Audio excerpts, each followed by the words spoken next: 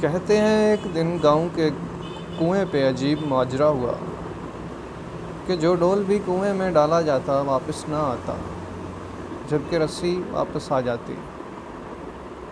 سارے لوگ خوفزدہ ہو گئے کہ اندر ضرور کوئی جنات ہیں جو یہ حرکت کرتے ہیں۔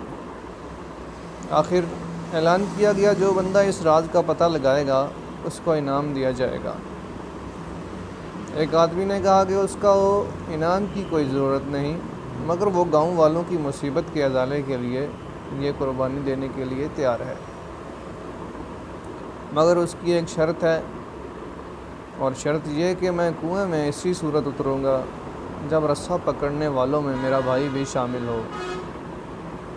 اس کے بھائی کو بلایا گیا اور رسا پکڑنے والوں نے رسا پکڑا اور ایک ڈول میں بٹھا کر اس بندے کو کنویں میں اتار دیا گیا۔ اس بندے نے دیکھا کہ کنویں میں ایک بندر بیٹھا ہوا ہے جو ڈول سے فوراً رسی کھول دیتا ہے۔ اس بندے نے اپنی جیب کو چیک کیا تو اسے گڑ مل گیا۔ اس نے وہ گڑ اس بندر کو دیا، یوں بندر اس سے مانوس ہو گیا۔ بندے نے اس بندر کو کندھے پر بٹھایا اور نیچے سے زور زور سے رسا ہلایا۔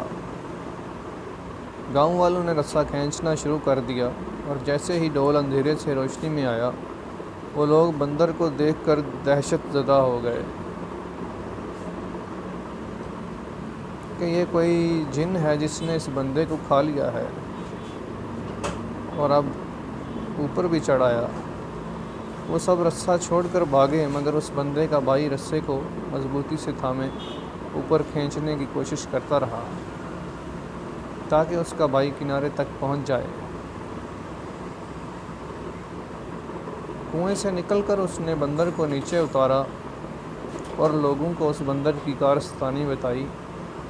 پھر کہا کہ میں نے اسی لیے اپنے بھائی کی شرط رکھی تھی کہ اگر میرے ساتھ کنویں میں کوئی انہوئی ہو گئی تو تم سب تو بھاگ نکلو گے،